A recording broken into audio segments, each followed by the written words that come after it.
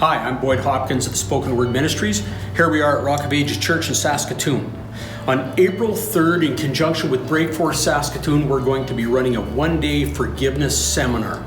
I want to invite you out to that. Forgiveness is at the core of many issues we struggle with.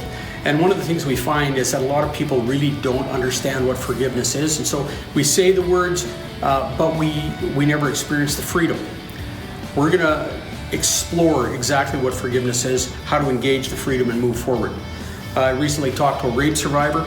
She was able through this teaching to re-engage the future. She let go of the past, walked through her trauma, experienced healing. It's an amazingly powerful teaching. We've seen people come out of chronic depression. We've seen people come out of chronic anger. I want to invite you out. It's going to be amazing. Be blessed.